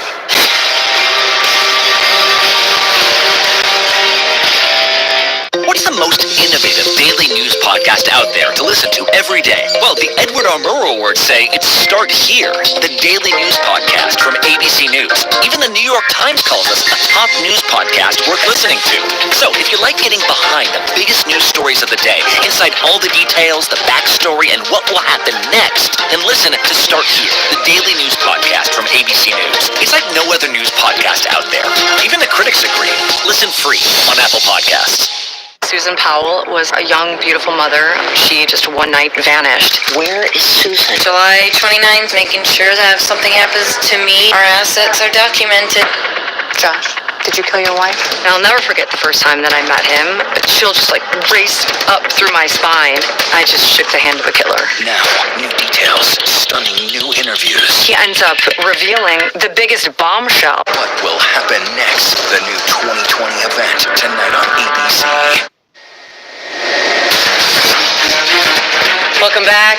This is a live look at the convention center in Philadelphia, Pennsylvania, where votes are still being counted. The whole country watching this state particularly very closely this morning after Joe Biden just took the lead in the vote count in Pennsylvania, a state which could put him over the top if he now holds on to that lead. So let's turn to our virtual roundtable to help break this all down. Brennan Center for Justice President Michael Waldman, Washington Post national correspondent Mary Jordan, and Lincoln Project Senior Advisor Tara Setmeyer. Thank you all for being here. Tara, I want to start with you on this news out of Pennsylvania. What does this do for the dynamic of the parties right now as they're keeping track of this count and trying to figure out their path to victory? Well, it certainly shows an air of inevitability for Joe Biden. And this is something that the Biden campaign has been anticipating for days, as they were confident that the percentage of mail-in ballots were incredibly in his favor, more so in his favor. So that's why you've seen the Trump folks targeting Philadelphia, targeting Pennsylvania with these legal hysterics and frivolous lawsuits, trying to sow some type of discord and question the integrity of the vote, because they too internally saw that those numbers were starting to dwindle for Donald Trump. And it's simply because Pennsylvania is literally counting the votes. They decided, based on their state law, that they cannot open mail-in ballots until the day after Election Day, and that's what they did. So what Donald Trump has been doing and what the Trump camp is doing, muddying these waters, is really incredibly irresponsible. So what they continue to do, what their posture looks like moving forward, I guess depends on how large Joe Biden's lead ends up after all the votes are counted. Michael, you're an election security expert. What do you make of these allegations of widespread voter fraud from the president? Well, they're made up. There's no evidence, and none was presented. You would think if there was any evidence at all, it would have been mentioned. It's really a rather remarkable display of disrespect for the voters, for democracy, to do that. What we see is election officials from both parties very diligently doing their job and counting the vote. And as has been said, it's really important to remember, Pennsylvania is not switching to Biden.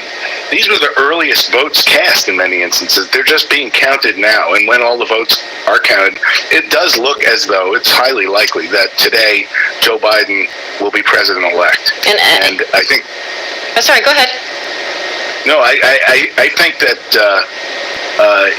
there's a lot less doubt than some people are trying to manufacture for partisan and personal reasons. I just wanted to reiterate that, as we heard earlier in the show, we heard from an election official on Good Morning America this morning out of Georgia saying that, they are looking into any allegations that they do hear of any kind of fraud, but that during any normal election they do get little allegations here and there. And it's not that they are ignoring this. They too, in addition to whatever ends up going through the courts, are investigating these, and so far they haven't found anything concerning. But just to play devil's advocate here, Michael, can you just walk us through what would have to happen for the president's allegations to be true and why it's so unlikely?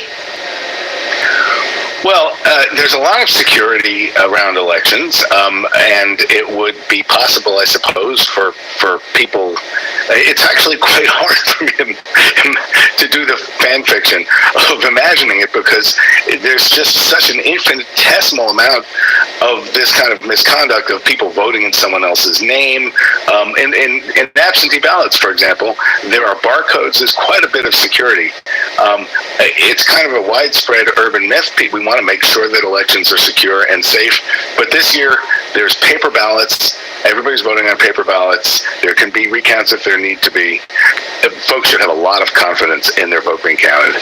Mary, you have a lot of experience covering Trump. If Biden does end up winning, is there any chance the president accepts those results, or is this heading to the Supreme Court? I think if you know Donald Trump, he likes to inflict the same kind of pain that he says he got. His phrase is, if you hit me, I'll hit you 10 times harder. He absolutely hated that the legitimacy of his win in 2016 was called into question, not just because Hillary Clinton had won almost 3 million more votes, but because U.S. intelligence said that Russia had interfered in that election to help Trump. He hated that. He talked about it all the time. And now these allegations, though there is no basis, are very effective, because what he's trying to do and what he is doing, and I'm talking to voters, is trying to delegitimize what is clearly on path to be a Biden win. He's trying to weaken him as he goes into the office. And they're already talking, you can see Trump's kids already talking about 2024. And as we know, Donald Trump could come back and run again in 2024, or he could certainly put his weight. Think of the votes Trump got. We can't disallow how effective he was. He is a powerhouse, and they're already talking, the inner circle of Trump, about 2024. Interesting. Tara Setmeyer, Mary Jordan, Michael Waldman, thank you all.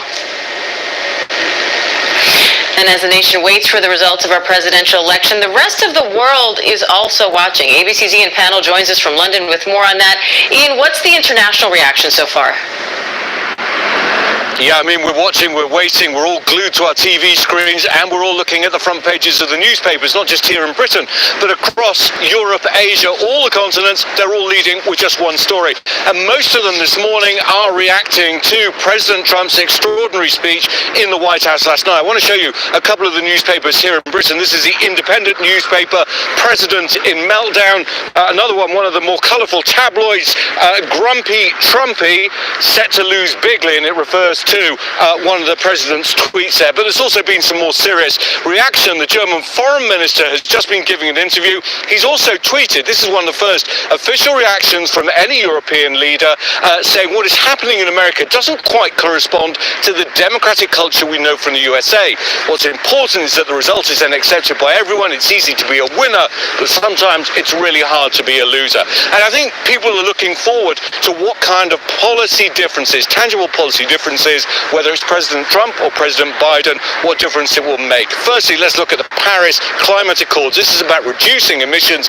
This week, the United States officially withdrew from that agreement, which means emissions will rise in the United States. Joe Biden says he'll re-enter those negotiations, which means emissions will fall. Something very, very tangible. But there are other things as well. There's the Iran nuclear deal. There's relations with China, with Russia, with North Korea, with Kim Jong-un. Remember, President Trump put a lot of time time, a lot of effort into that relationship. It hasn't really borne fruit. However, what will President Biden do in South Korea? They're also watching this closely. The result matters to all of us in every single US election. It feels that this one matters much, much more. For now, most world leaders are keeping their powder dry. They're waiting to see who the next leader of the United States is, with one exception. This is the Slovenian Prime Minister. Remember, Melania Trump comes from Slovenia. The Prime Minister there already congratulating President Trump on his next term in office.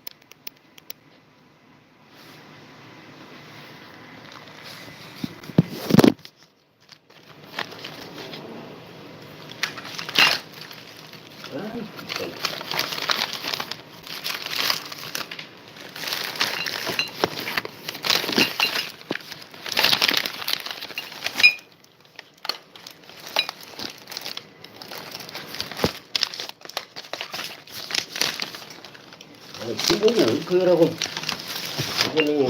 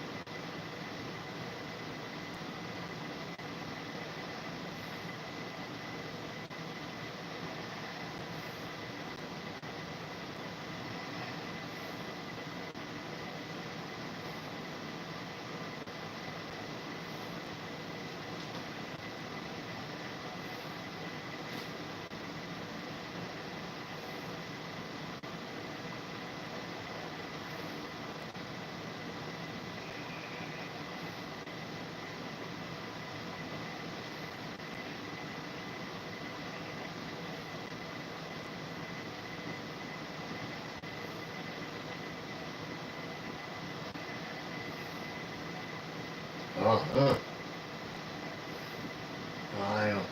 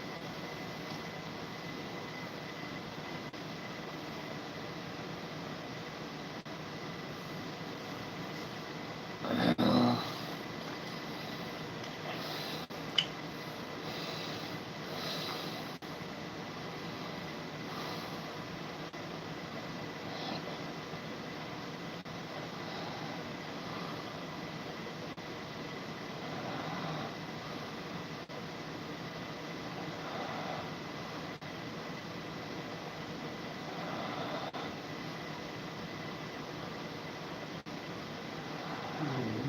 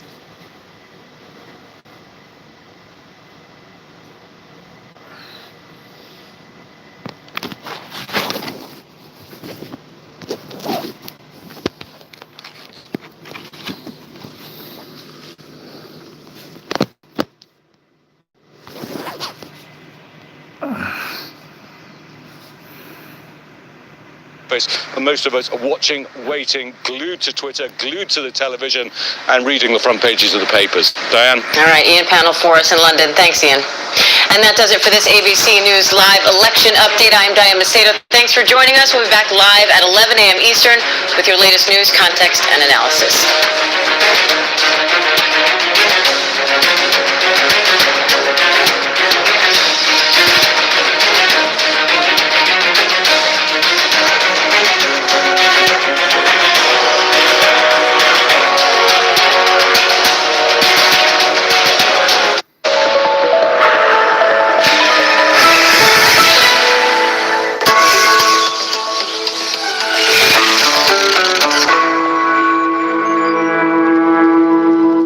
Friday, November 6th, and Joe Biden is building a wall of his own. We start here.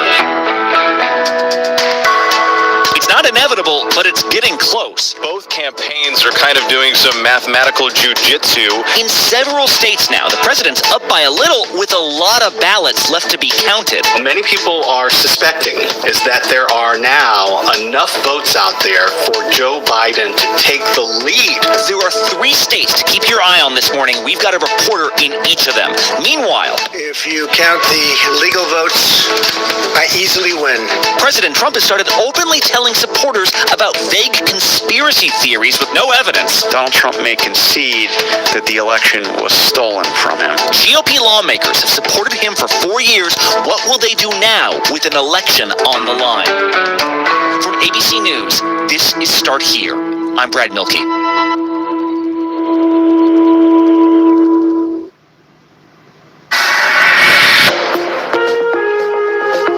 As we get further from Election Day, it's worth reminding ourselves that as much as this feels like we're watching a game where the score is changing in real time, that game has already happened. We're watching it on DVR. People voted on Tuesday, and they voted well beforehand.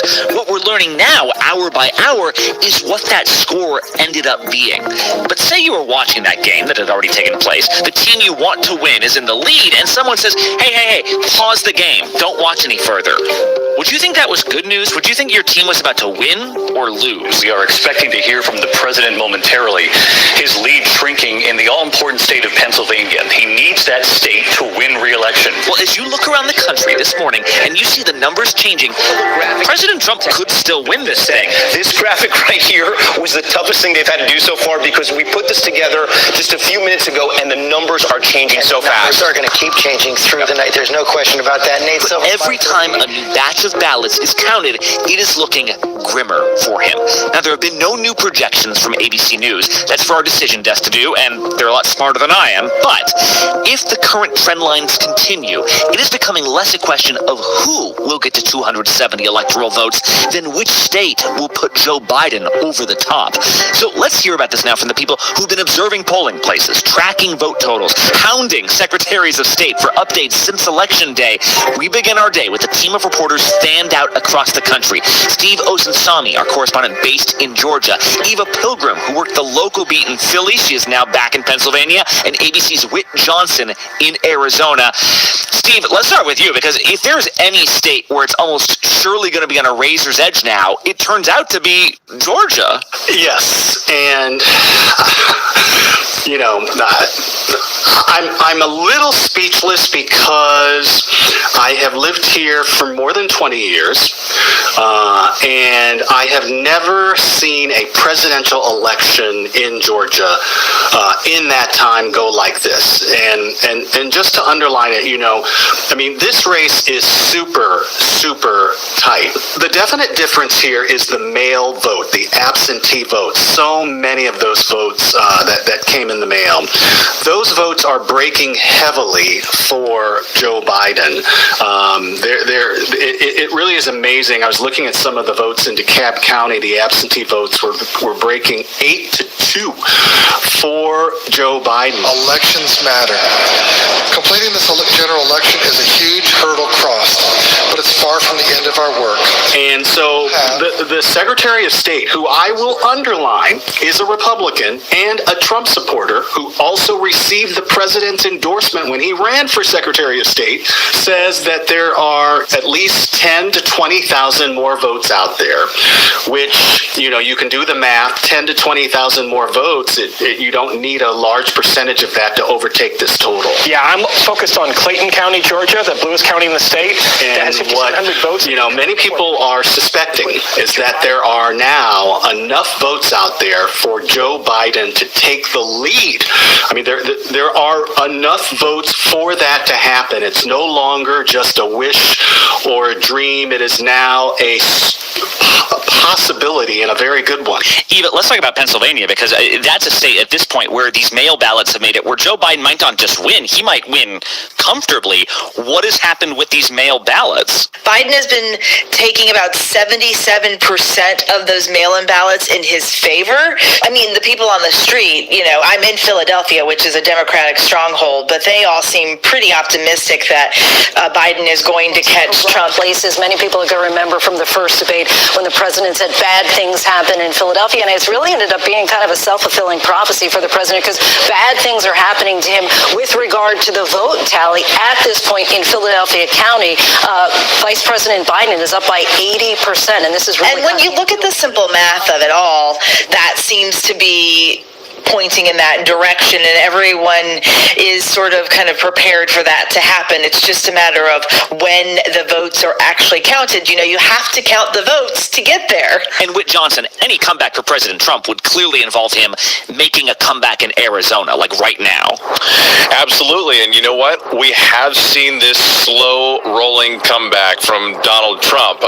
Is it going to be enough? We just don't know yet. The race in Arizona is getting closer and closer every day. Just like we told you it would yesterday, just like we're telling you right now. And both campaigns are kind of doing some mathematical jujitsu to see if there is a path forward, if he can in fact do it.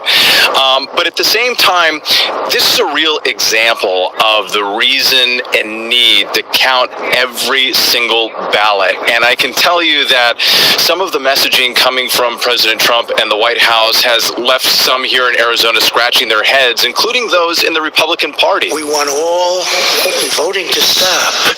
We don't want them to find any ballots at 4 o'clock in the morning and add them to the list. Count our votes, and that's exactly what we're doing. Because on the one hand, President Trump tweeted, "Stop the count." On the other, you have people here in Arizona literally trying to make sure every single ballot is counted, and all of those ballots are keeping him alive in this race right now. Well, yeah, and let's talk about how President Trump and his supporters have handled this. We've seen people outside these vote centers claiming that these votes somehow aren't valid, but what specific issues are they pointing to?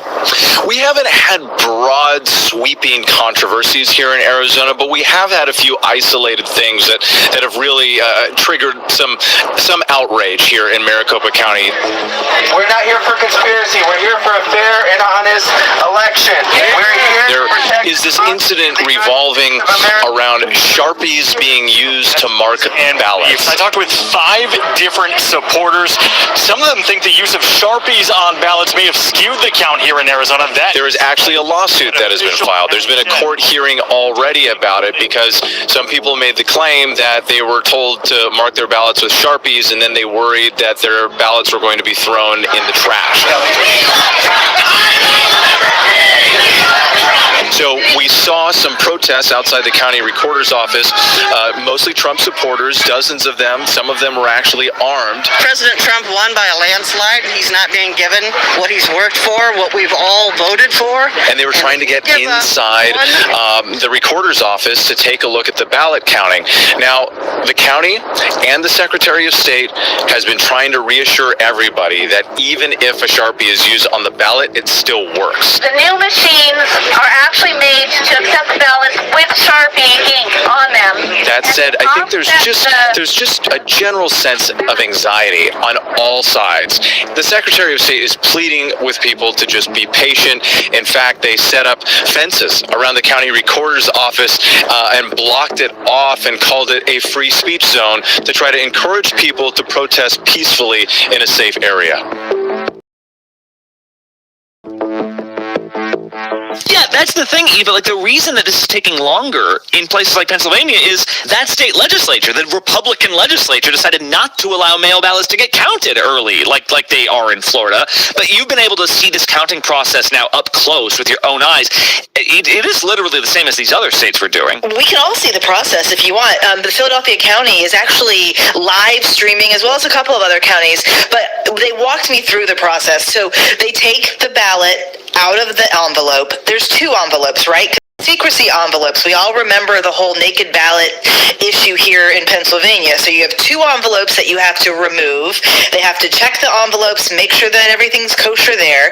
Then they take all of the ballots, they've stacked them up in these groups, they move them over to a second station, and then they flatten them all out so that you can scan them later, right?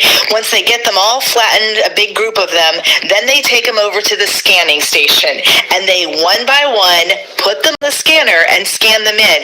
That is a lot of manual labor, and when you think about that process, it takes time. Hey, Steve, if this stays close in Georgia, I mean, say even that Joe Biden takes the lead, but it's like 500 votes, 1,000 votes, do you know what happens next? Yes. And again, the Secretary of State is already prepared for this. There will be a recount. But any race that's within 0.5%, state rep, state senator, congressman, or the presidential race, the candidate could ask for that within 0.5%. So we expect whoever loses will ask for a recount, but the Secretary of State, again a Republican, says that recounts in Georgia really don't change the totals much because of the way we do elections here. But they're prepared for a recount. They have the machines that they'll need. They say it'll take about a week, but he actually doesn't expect the vote total to change. People feel confident about the results. They may not like the 민주당 하원 의석 6개 빼앗겼는데 펠로시 전쟁에서 승리했다. 자평 낸시 펠로시 미 연방 하원의장은 조 바이든 미국 민주당 대선 후보를 당선인이라고 부르며 대선은 물론 하원 선거에서도 민주당이 성공을 거뒀다고 자신했다. 펠로시 의장은 6일 오전 워싱턴 국회의사당에서 선거 이후 첫 브리핑을 열고 우리는 모든 하원 전투에서 승리하진 못했지만 전쟁에서 승리했다고 총평했다. 그는 오늘 아침 조 바이든 카멀라 해리스의 백악관 행이 확실해졌다며 하원 장악과 함께 바이든과 민주당은 새해에 위대한 일을 할 수 있을 것이라고 자부했다. 펠로시 의장은 우리나라의 행복한 날이라며 바이든 대통령 당선인은 강력한 지휘권을 쥐고 있다고 부연했다. 이날 바이든 후보는 최대 승부처로 꼽히던 조지아주, 펜실베이니아주에서 도널드 트럼프 대통령을 역전했다. 미국 정치 전문 매체 폴리티코는 이날 펠로시 의장의 브리핑은 민주당 상하원 선거 결과에 불만을 품은 중진들의 질타가 시작된 가운데 나왔다고 전했다. 뉴욕타임스 개표 결과에 따르면 이날 오후 1시 기준 민주당은 211석, 공화당은 194석을 확보했으며 30석은 승패가 가려지지 않고 있다. 민주당은 공화당 의석 5개를 빼앗았으나 6개를 잃은 상황이다. 하원 다수당 지위는 유지할 것으로 보이나 최소 6명의 현직 의원이 공화당의 자리를 빼앗긴 저조한 성적이다. 펠로시 의장은 선거 당일까지도 이번 선거에서 2자릿수의 의석이 추가될 것으로 예상한다고 발표했다. 펠로시 의장은 이날 브리핑에서 일부 의원들 사이에서 지역구에서 벌어진 일에 대해 다소 우려를 표했지만 걱정했던 이들 대부분이 승리했다고 강조했다. 그는 2018년 중간선거 당시 공화당의 아성을 꺾고 민주당이 첫 승리를 거둔 지역들에서 민주당이 잘 싸워주고 있다고 자부심을 나타냈다. 펠로시 의장은 이날 민주당 의원에게 서한을 보내고 차기 회의에서 하원의장직 연임에 도전하겠다고 밝혔다. 그는 앞으로 2년간 우리의 비전은 제116대 의회의 민주당이 과반을 확보한 하원의 성공을 기반으로 한다며 미국인이 누릴 진보를 보장하기 위해 민주당 지도부의 뛰어난 비전과 가치를 활용해야 한다고 강조했다. 펠로시 의장은 이 같은 마음으로 나는 의장으로서 재선되기 위해 당신의 지지를 요청하는 서한을 보낸다고 덧붙였다. 공감 언론 뉴시스.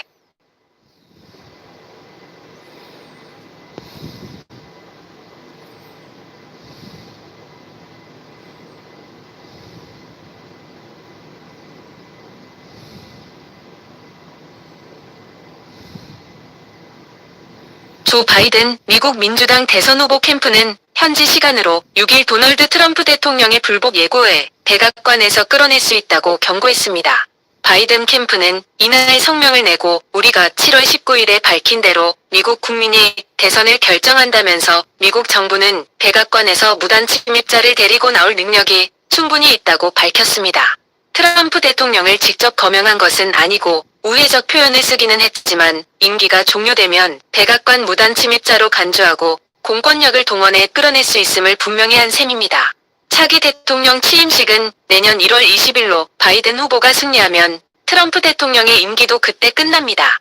앞서 바이든 캠프는 지난 7월 19일 트럼프 대통령이 폭스뉴스 인터뷰에서 대선 불복을 시사하자 같은 내용의 성명을 낸 바 있습니다. 바이든 후보도 지난 6월 언론 인터뷰에서 트럼프 대통령이 대선에서 지고도 백악관을 떠나지 않으면 군이 트럼프 대통령을 데리고 나올 것이라 확신한다고 말한 바 있습니다. 군은 대선 전후로 개입하지 않겠다는 입장입니다. 트럼프 대통령은 전날 긴급 회견을 통해 민주당이 대선을 조작하려 하고 있다며 불복을 예고했습니다.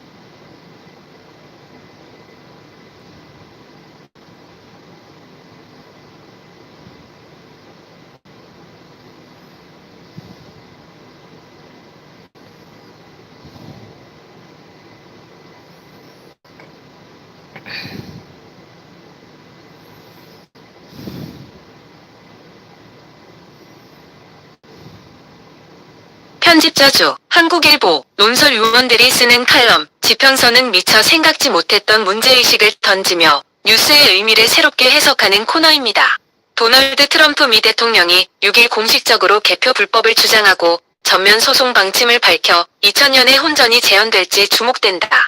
2000년 미 대선은 36일간 반전을 거듭한 정치적 내전이었다. 엘고어 후보는 승복 전화를 수시간 만에 번복했다. 당락을 쥔 플로리다주가 재검표에 들어가자 1700여 표 차가 300여 표 차로 좁혀졌다. 고어는 숫자겁 재검표를 요구했다. 어지러운 소송 끝에 주 대법원이 최종 허용했다. 그러자 연방대법원이 다시 무효화했다. 사법관할권 침해 논란도 남았다. 2000년 플로리다주 재검표에선 첫 개표 때 잘못 판정된 표들이 무더기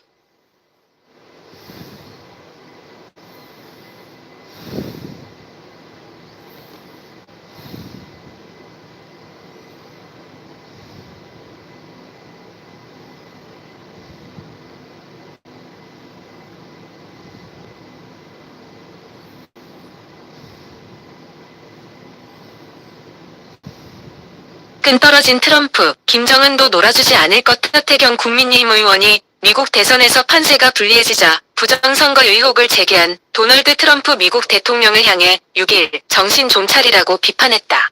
하 의원은 이날 자신의 페이스북에 올린 글에서 트럼프 대통령을 향해 세계 최강 대통령답게 품격을 지키는 모습 보고 싶다며 이같이 말했다.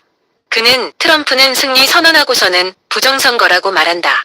또 승리 선언하고선 개표 중단을 요구한다면서 이겼는데 왜 개표 중단하자는 것인지, 왜 자기가 이겼는데 부정선거라고 우기는 것인지라고 했다.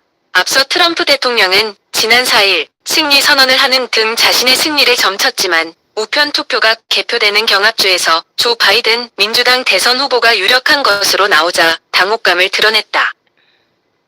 상황이 불리해지자 트럼프 대통령 측은 개표 중단 소송을 내고 위스콘신주에서는 재검표를 요구했다.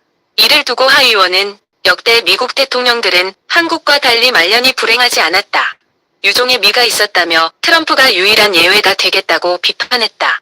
이어 정치 최선진국이었던 미국이 지도자 잘못 뽑는 바람에 한방의 정치 후진국으로 전락했다면서 이제 끈 떨어진 트럼프, 김정은은 놀아주지도 않을 것이고 벗이 되어줄 유일한 사람은 한국의 민모 씨 정도겠다고 지적했다. 여기서 언급한 민모 씨는 지난 4.15 총선이 부정선거였다고 주장하고 있는 민경욱 전 미래통합당 의원을 가리키는 것으로 보인다. 앞서 민 전 의원은 전날 자신의 페이스북을 통해 트럼프 대통령은 이제 대한민국의 4.15 부정선거가 단지 의혹이나 음모론 또는 주장이 아니라고 느낄 것이라고 했다. Like the results if they're rooting for one person versus the other, but they can have that confidence. And then we're going to follow that up with our first statewide audit. So the elections will be audited. So what he is sort of telegraphing is that the vote total that he ends up with is probably going to be what the real deal is. Right, and so at this moment then, the thing you should walk away with here is if Joe Biden manages to flip Arizona, Pennsylvania, or Georgia, any one of them conceivably wins it for him.